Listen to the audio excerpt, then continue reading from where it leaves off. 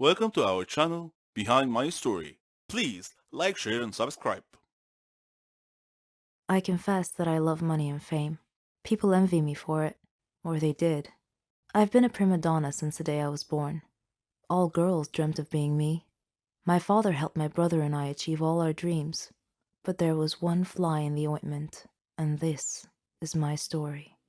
My name is Amelia. I'm 17 years old. My father's a businessman. My mother came from a rich family, so we were quite wealthy, rolling in dough, one might say. My brother Arthur was handsome, older than me. He went to flight school.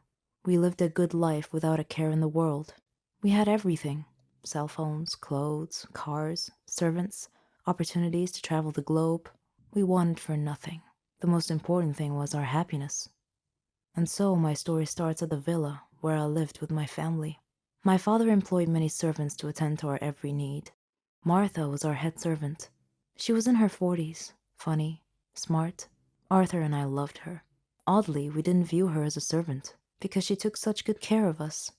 Mother didn't seem to like her for some reason and was always mistreating her. Father, however, adored Martha. Once I left my iPod in the garden, and I was going to get it. On my way to the garden, I passed by Father's office, so I decided to go and talk to him. He was at his desk, and Martha was standing next to him, crying. I figured it was because Mother had mistreated her again. Father saw me standing there, and he asked me why I was still awake, and I told him about my iPod. I didn't think much of it at the time. As time passed, Mother and Martha's disputes became more frequent every day. Father wasn't home a lot, but whenever he came home, he would always ask about Martha first. One time, when this happened, I noticed that Mother glared at Father. I couldn't understand why. Father was often away traveling for long periods of time.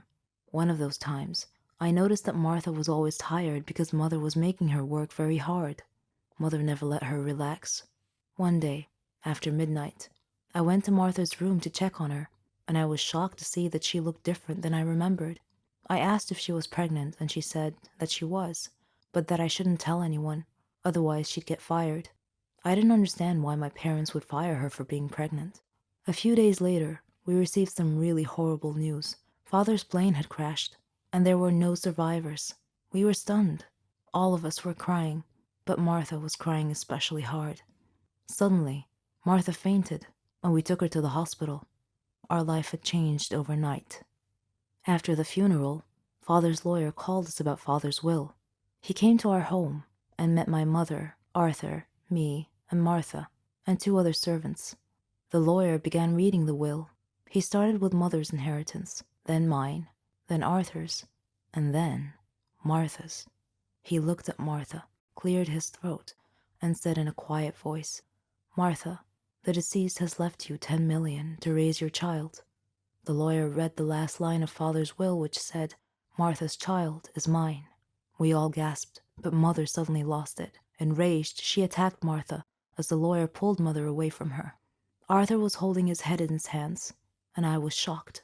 I said to Martha, "How dare you? How dare you do this to us? This is our money. You don't deserve any of it." Then I spoke to the lawyer. "Please tell me this isn't true." He replied helplessly, "Unfortunately, it is." Arthur was glaring at Martha, and he said coldly, "Martha, you are going to die." Martha looked very frightened upon hearing this. That night, the other servants helped Martha sneak out of the house. Arthur came to my room that same night and told me that we had to kill Martha. He said he knew where she was, and that her 10 million belonged to us. At first, I was hesitant to get involved. I mean, that was murder, but in the end, I reluctantly agreed to help him. The next day, we made a call and hired a hitman to rid us of that disaster. Later, we received a call from him. He said that Martha was no longer a problem. We smirked in victory. A few days later, the lawyer came by again. Before he could tell us why he came, we beheld a miracle. Our recently said to be deceased father was walking behind him with a servant holding a child. Arthur and I stared at him in disbelief and shock. Then we looked at each other. Arthur's face had gone pale white as all the blood drained from his face. Father was livid and said to us in an accusing manner, "The moment you thought I was dead and that I left an inheritance for Martha, you immediately arranged to have her killed. I suspected you'd try something like this. It was pure luck that I got back when I did. I missed my flight that day, otherwise I would have been dead now. So fortunately, I came back early enough for Martha to call me and tell me about your death threat. When I arrived at Martha's place, she was already dead, but I called 911, and they were able to save the child. Then I immediately called my lawyer to revise my will, to leave half of my inheritance to this child. I felt like I was in an endless nightmare. The police arrived and told us that the hired killer had been arrested and had confessed, and told the police that Arthur and I were the ones who hired him to kill Martha. As the policeman was handcuffing us to take us away, I thought about the irony, how Martha was dead, how her newborn baby had survived and was now the richest child in the country, how Arthur and I were going to jail, and how one small fly in the ointment had caused our ultimate fall from grace. In legends and horror stories, ghosts are typically spirits of the dead, those who suffered greatly in their lives, that when their time comes, they choose to linger in this world, to sow hatred and chaos among the living. Do you believe this, that there are vengeful spirits living among us, right here, right now? I do, and my story will tell you why. I'm Martha. I'm 19 years old, and I have a twin sister, Caroline. She wasn't just my sister, but we were best friends and subsequent partners in crime. We suffered a miserable life because we lived in poverty. Our parents were very poor, despite belonging to a rich family. Grandpa, on my dad's side of the family, worked in the petroleum industry, where he made lots of investments and projects. And fortunately, he had a lot of enemies too, many of whom were from Mom's side of the family. Dad was the middle son, but he assumed responsibility for Grandpa's work because he was very competent and capable. Similarly, Mom became responsible for her father's work. She did her best to avoid conflict between her side of the family and Dad's side, so that they could work together peacefully. It was at this point, I believe, that vengeful spirits must have come into play.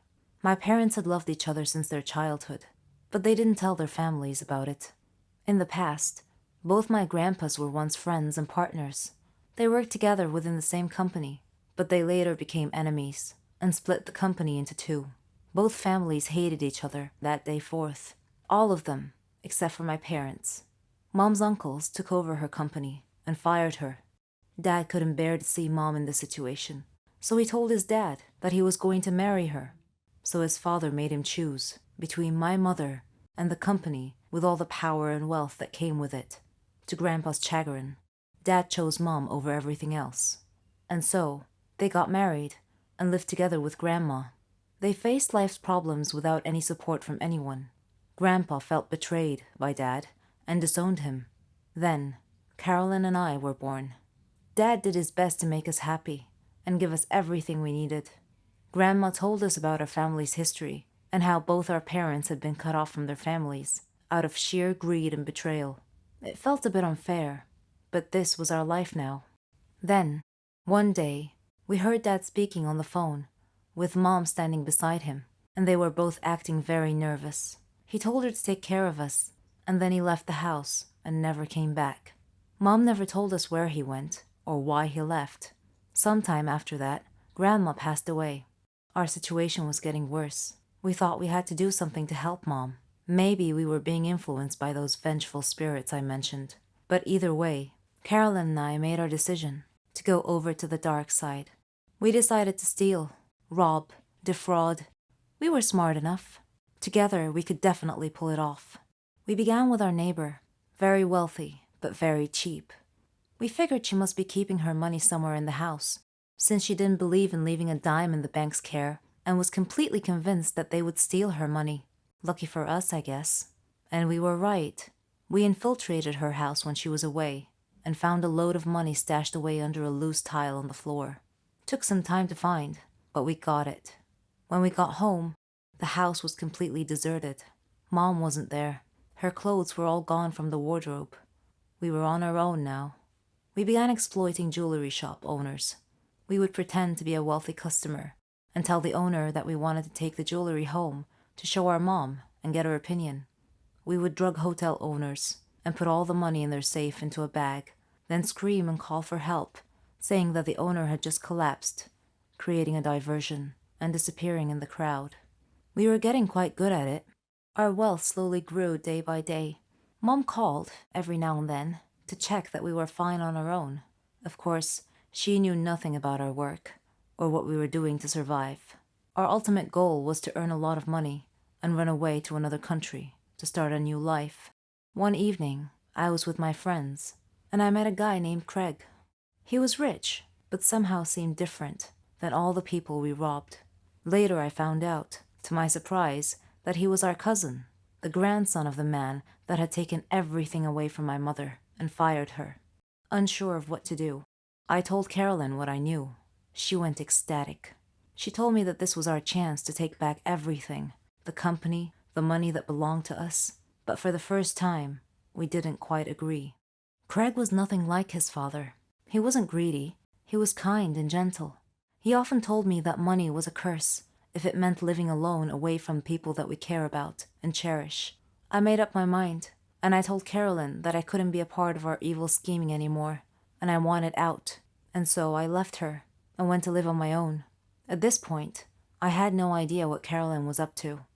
In the meantime, Craig was negotiating a deal that would earn his company a lot of profit. He told me to come visit at the company, and then we would go out for dinner. I accepted happily.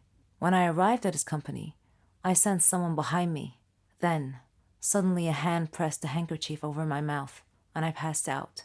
When I woke up, I found Craig unconscious beside me. To the side, I could see his safe was wide open. Papers were scattered everywhere, and in my hand was the key to the safe. Then the police arrived, found the safe key in my hand, and accused me of being a thief. I told them that I had been drugged unconscious, just like Craig. The police officer looked inside my bag and found a bottle of chloroform.